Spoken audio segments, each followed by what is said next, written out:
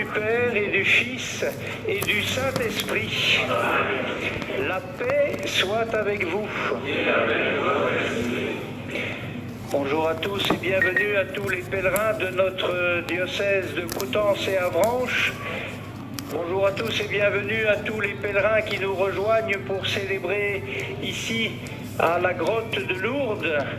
Bonjour à tous et bienvenue aussi dans notre prière à tous ceux qui nous rejoignent par les moyens de communication modernes.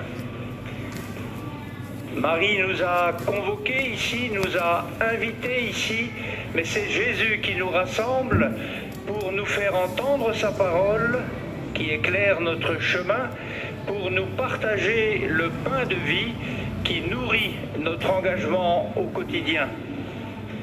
Pour nous y préparer, pour le célébrer du mieux possible, nous nous mettons sous le regard de Dieu en reconnaissant ce que nous sommes et en reconnaissant ce qu'il est.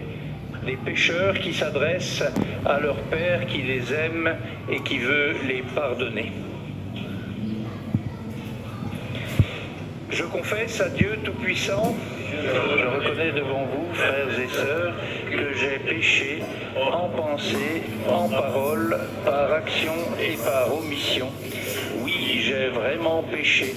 C'est pourquoi je supplie la Vierge Marie, les anges et tous les saints, et vous aussi, de prier pour moi, le Seigneur notre Dieu.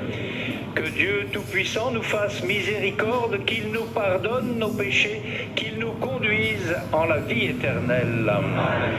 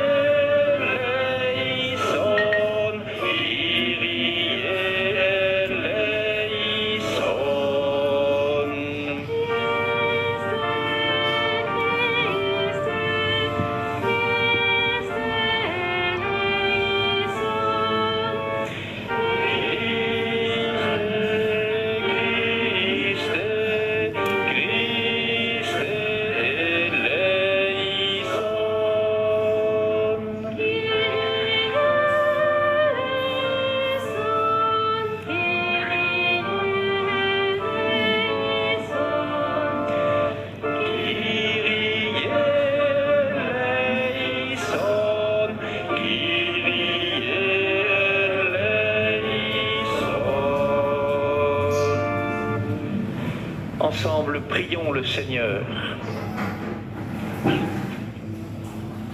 Seigneur Père très saint, puisque nous vénérons avec joie la Vierge Marie par qui tu as ouvert la source du salut, le Christ Jésus, nous te supplions humblement, fais qu'en puisant largement à cette source de vie, nous produisions en abondance les fruits de l'Esprit Saint. Par Jésus-Christ, ton Fils, notre Seigneur, qui vit et règne avec toi dans l'unité du Saint-Esprit, Dieu, pour les siècles des siècles. Amen.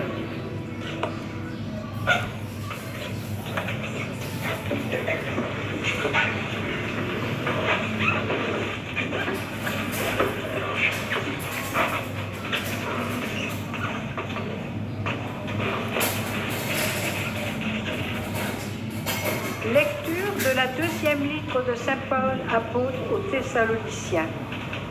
Frères, nous avons une demande à vous faire à propos de la venue de notre Seigneur Jésus-Christ et de notre rassemblement auprès de lui. Si l'on nous attribue une inspiration, une parole ou une lettre prétendant que le jour du Seigneur est arrivé, n'allez pas aussitôt perdre la tête. Ne vous laissez pas effrayer. Ne laissez personne vous égarer d'aucune manière. Dieu vous a appelé pour notre proclamation de l'Évangile, pour que vous entriez en possession de la gloire de notre Seigneur Jésus-Christ. Ainsi donc, frères, tenez bon et gardez ferme les traditions que nous vous avons enseignées, soit de vive voix, soit par lettre. Que notre Seigneur Jésus-Christ lui-même et Dieu notre Père qui nous a aimés et nous a pour toujours donné réconfort et bonne espérance par sa grâce, réconforte vos cœurs et les affermisse en tout ce que vous pouvez faire et dire de bien. Parole du Seigneur. Grâce à Dieu.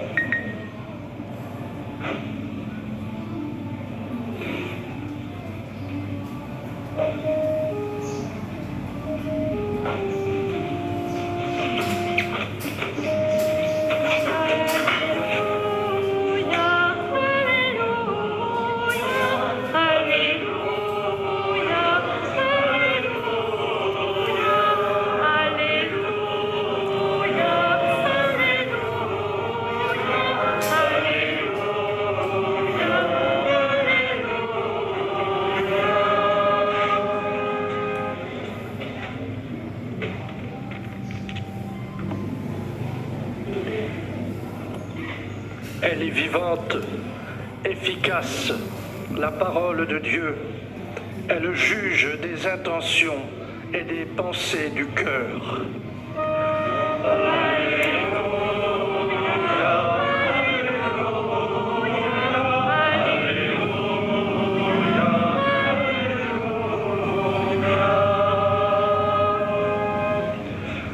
Le Seigneur soit avec vous. Évangile de Jésus-Christ selon saint Matthieu.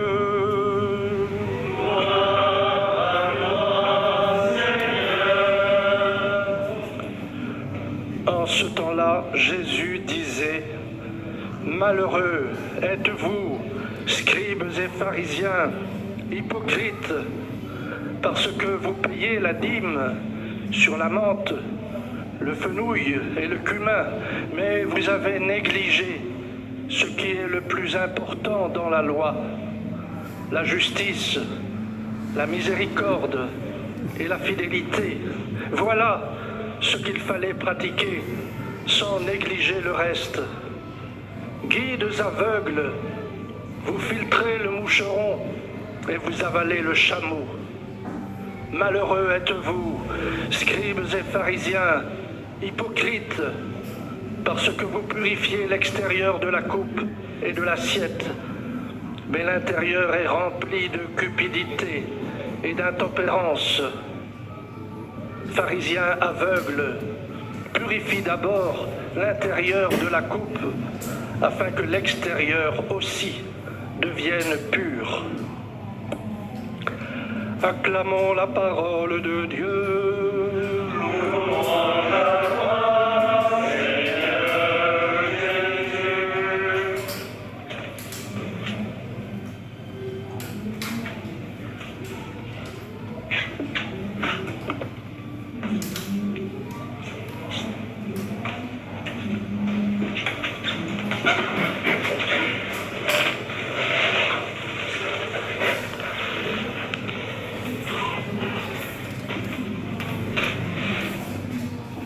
Frères et sœurs bien-aimés, on peut dire que l'évangile aujourd'hui est plutôt décapant, et notamment pour les scribes et les pharisiens que nous sommes pour un bon nombre d'entre nous. Depuis quelques jours, nous progressons ensemble dans notre démarche de procession pèlerinage diocésain. Voulez-vous me faire la grâce de venir ici pendant 15 jours ? Demandait Marie à Bernadette. Répondant nous aussi à l'invitation de Marie, nous voici arrivés à Massavielle. La grotte de Lourdes, dans laquelle nous allons célébrer le sacrifice nouveau ce matin, est devenue le rendez-vous, le point de convergence pour des millions de personnes à travers le monde. Et c'est à chaque fois très émouvant de retrouver le cœur de l'Église qui palpite ici, de cette Église universelle à laquelle nous appartenons en habitant dans un petit coin de terre.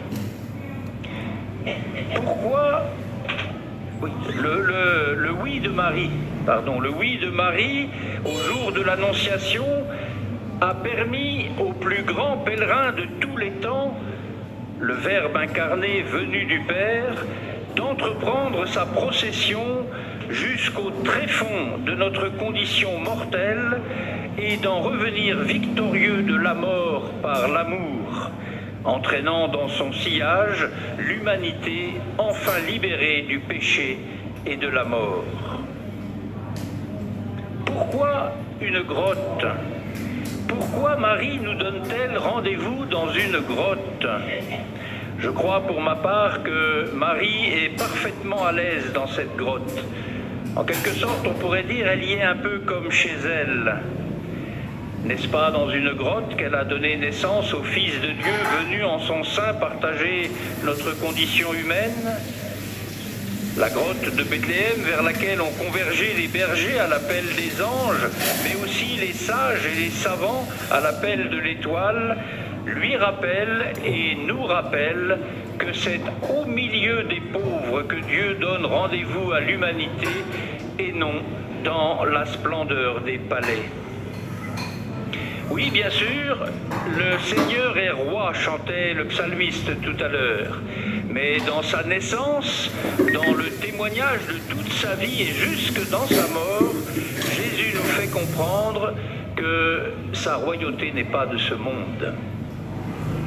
Ce trou dans le rocher ne rappelle-t-il pas aussi à Marie et à chacun d'entre nous le tombeau vide, point de départ de la mission universelle ? Christ est vivant, nous en sommes les témoins. Joie au ciel, exulte la terre, que les arbres des forêts dansent de joie devant la face du Seigneur, car il vient pour juger la terre. C'est aussi dans cette grotte qu'a jailli la source à laquelle Bernadette est venue boire et se laver, source à laquelle d'innombrables personnes ont retrouvé la santé physique ou spirituelle. Oui, venons à la grotte, venons et revenons à la source de notre foi et ne laissons personne nous égarer d'aucune manière. Dieu nous a appelés par la proclamation de l'Évangile, nous rappelait la première lecture, pour que nous entrions en possession de la gloire de notre Seigneur Jésus-Christ. Saint Paul était clair et il nous exhortait, tenez bon et gardez ferme les traditions que nous vous avons enseignées. En notre vieille Europe et particulièrement en notre pays bien-aimé, dont, ne l'oublions pas, le 15 août, fête de l'Assomption, fut pendant plusieurs siècles la fête nationale, certains, et ils nous l'ont fait comprendre récemment, voudraient remettre à l'honneur les racines païennes de notre civilisation au mépris de son enracinement séculaire dans la foi chrétienne. Dans un tel contexte, il est bon pour nous de revenir à la source et de méditer sur l'œuvre de Dieu accomplie en Jésus-Christ pour redire à l'humanité le projet de Dieu. La société par trop déliquescente dans laquelle nous vivons donne à certains d'entre nous des envies d'en découdre et un peu parfois des rêves de bagarre et de croisade et de reconquête. Je ne suis pas sûr que ce soit le bon chemin pour annoncer l'Évangile. Et ce n'est d'ailleurs pas ce à quoi Marie nous invite en nous conviant à la grotte. C'est vrai que notre monde a besoin d'une revanche de Dieu, pour reprendre une expression biblique. Mais cette revanche, ce n'est pas celle de la vengeance, mais de l'amour vécu jusqu'au don de soi. Vous pourrez aller voir ce qu'en dit la lettre de Saint Paul aux Romains, notamment dans son chapitre 12. Oui, nous sommes dans le temps du témoignage, nous sommes dans le temps du martyr, comme ne cesse de nous le répéter notre bien-aimé pape François. Mais contrairement à ce que voudraient nous faire croire certains belliqueux, il ne s'agit pas de partir en guerre contre les infidèles, mais de nous laisser purifier de l'intérieur pour que le Christ puisse rayonner lui-même dans ce monde à partir de nos vies. Pensez-vous que je sois venu mettre la paix sur la terre, nous demande Jésus? Non, je vous le dis, mais bien plutôt la division. Mais la division à laquelle il fait référence et à laquelle nous sommes confrontés est celle qui existe depuis que l'homme est homme. La division entre ce qu'il est, une image de Dieu appelée à la ressemblance, et ce qui, au creux de son oreille, le pousse à la rébellion et au refus. Ne nous trompons pas de combat. Celui auquel le Christ nous appelle, nous, chrétiens, est celui qui consiste à dénoncer, par le témoignage de notre vie, l'œuvre du diable qui pousse les hommes à s'entre-déchirer, ruinant ainsi le projet de Dieu de rassembler dans l'unité ses enfants dispersés. Ne nous laissons pas tenter par cette violence. Depuis le jour de notre baptême, nous sommes le corps du Christ en marche au milieu des hommes. Comme Jésus qui, sur le chemin d'Emmaüs, rejoint deux pèlerins découragés qui ne savent plus à quel saint se vouer, mettons-nous à l'écoute de nos frères humains. Écoutons-les nous dire avec leurs mots à eux et sans idées préconçues les questions et les préoccupations qui les habitent, et n'ayons pas peur d'annoncer la bonne nouvelle. Ne soyons pas ces scribes et pharisiens hypocrites qui filtrent le moucheron et avalent le chameau, préoccupés qu'ils sont de rappeler des règles et de réduire leur entourage à ce qui fait leur conviction, plutôt que de s'ouvrir à la nouveauté de l'Évangile. Guides aveugles que nous sommes bien souvent, purifions d'abord l'intérieur de notre coupe.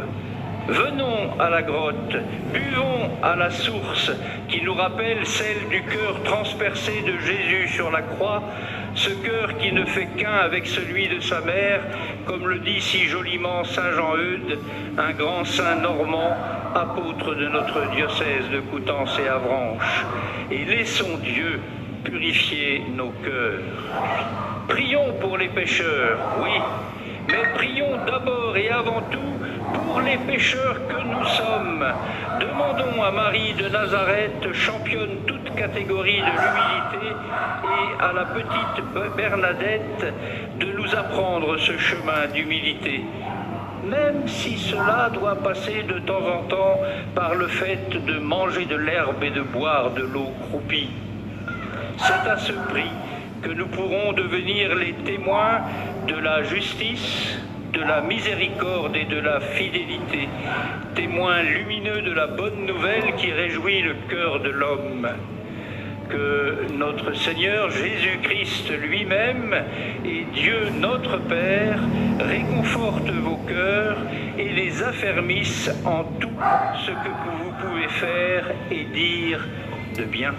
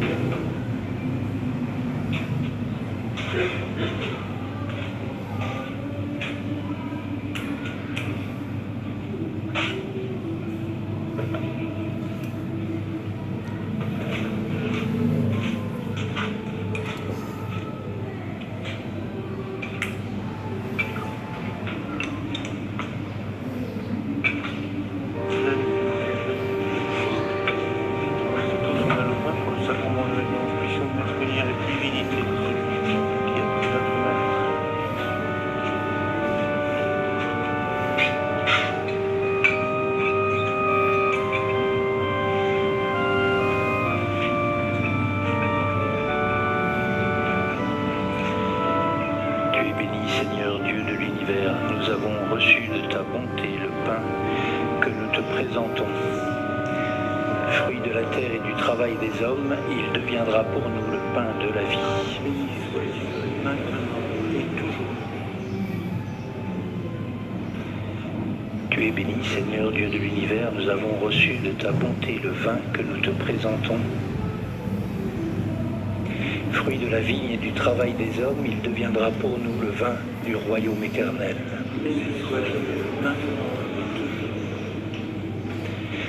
Humbles et pauvres, Seigneur, nous te supplions, accueille-nous que notre sacrifice aujourd'hui trouve grâce devant toi.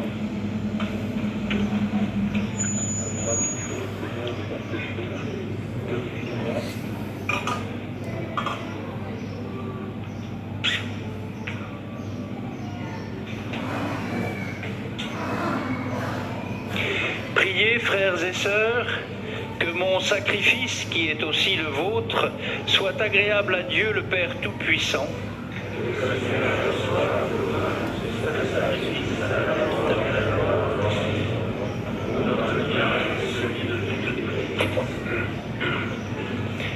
Seigneur, transforme en sacrement du salut les dons que nous te présentons avec joie, alors que nous vénérons la bienheureuse Vierge Marie, de même que ton Fils, par son intercession, a changé en abondance l'eau en vin, lui qui règne avec toi pour les siècles des siècles. Le Seigneur soit avec vous. Élevons notre cœur. Rendons grâce au Seigneur notre Dieu.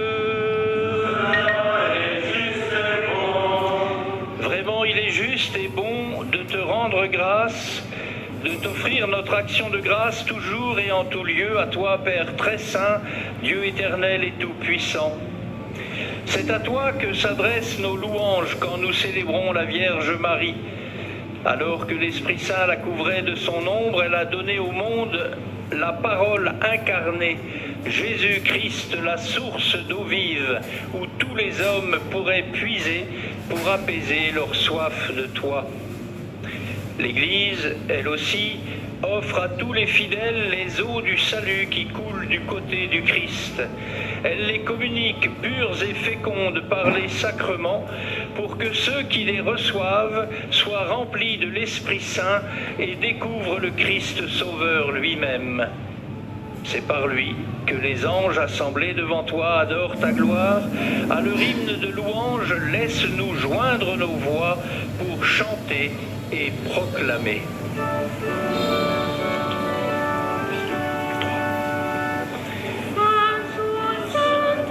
Sanctus Dominus, Sanctus, Sanctus Deus Sabaoth. Sanctus, Sanctus, Sanctus Dominus, Sanctus, Sanctus Deus Sabaoth.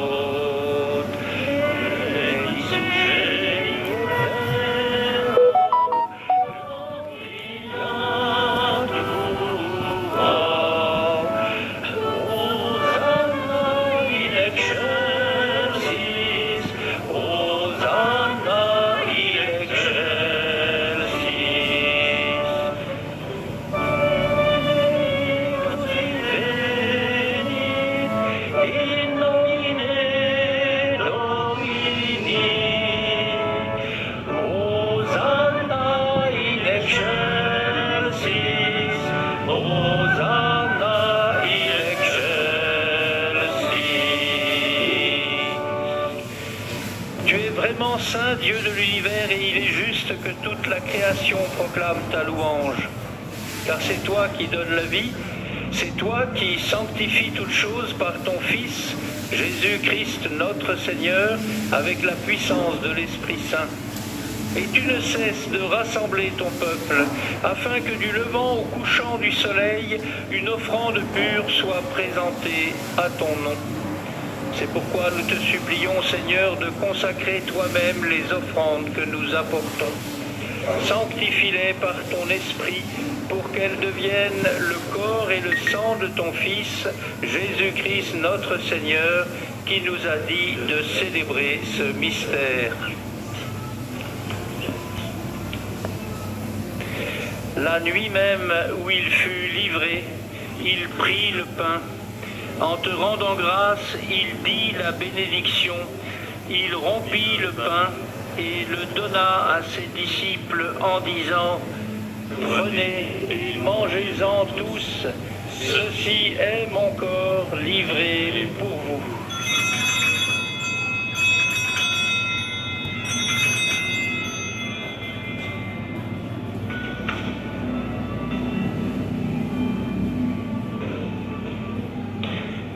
De même, après le repas, il prit la coupe.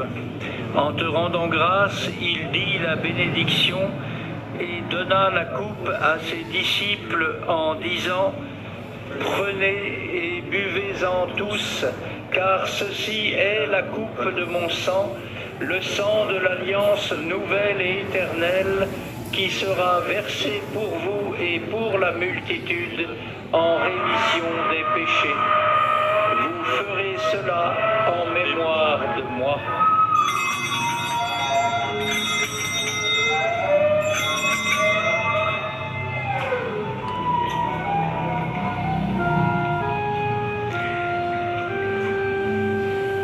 Il est grand le mystère de la foi.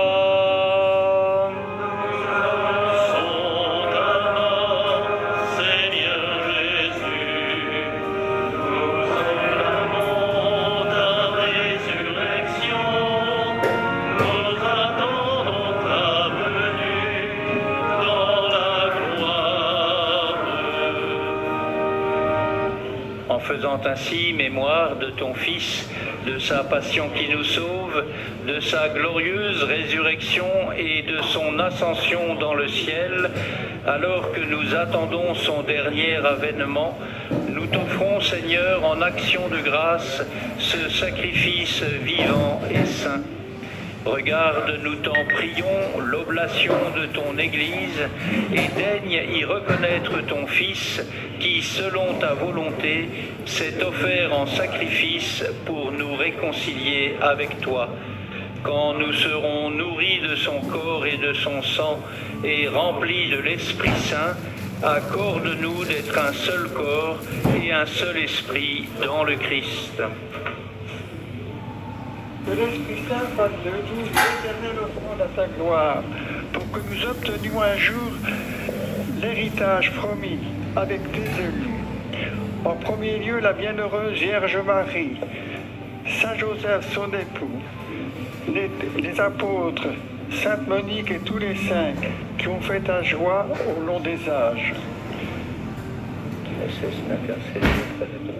Et qui ne cesse d'intercéder auprès de toi et nous assure de ton secours.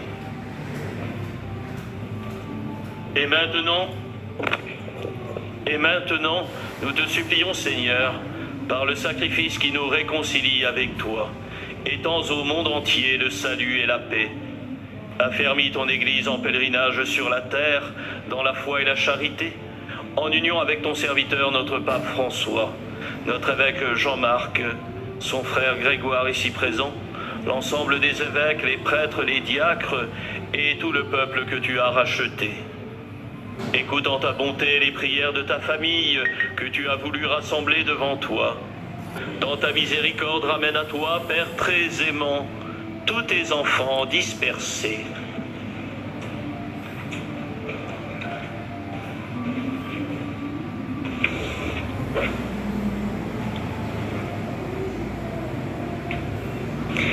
Pour nos frères et sœurs défunts, et pour tous ceux qui ont quitté ce monde et trouvent grâce devant toi, nous te prions.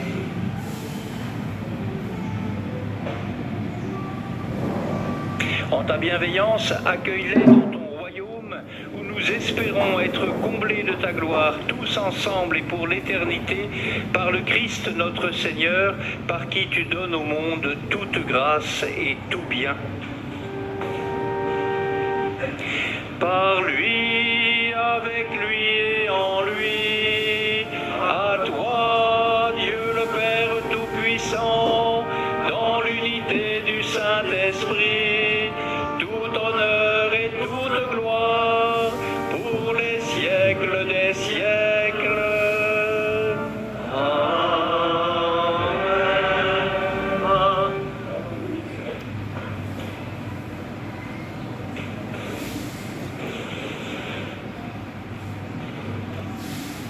Comme nous l'avons appris du Sauveur, et comme nous avons à l'apprendre à tous ceux et toutes celles au milieu desquels nous vivons, nous nous tournons vers Dieu avec les mots de Jésus.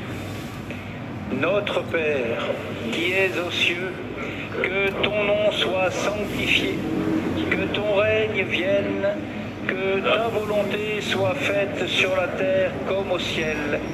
Donne-nous aujourd'hui notre pain de ce jour.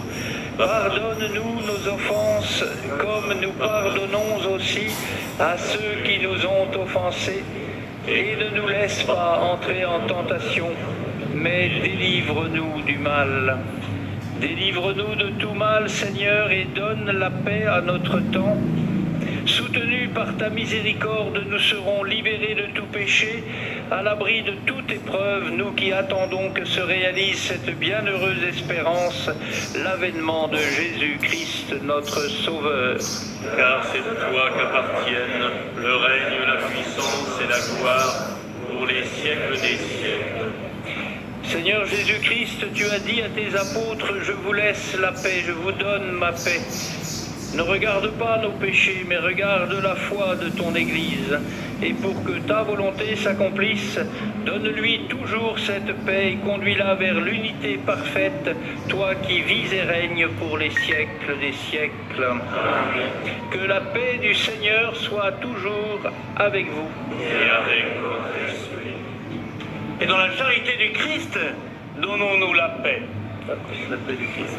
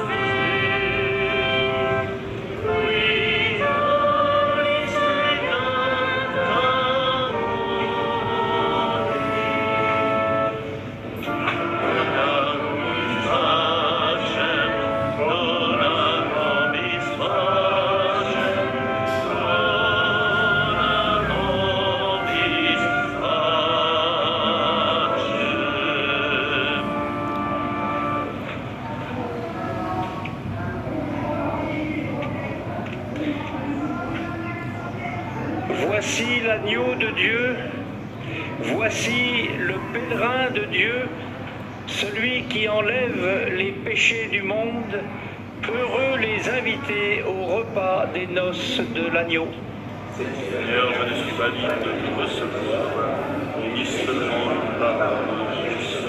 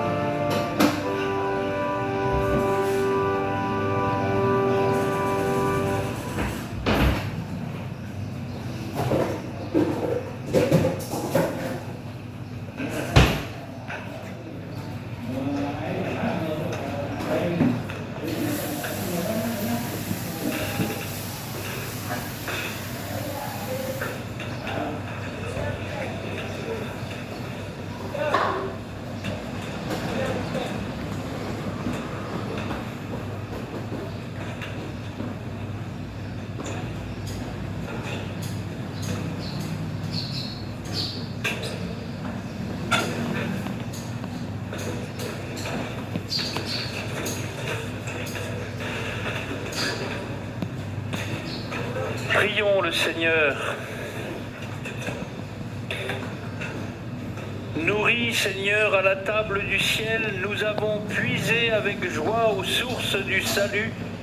En ce jour où nous vénérons la Vierge Marie, accorde-nous de trouver dans ce sacrement une source jaillissant pour la vie éternelle. Par Jésus le Christ, notre Seigneur.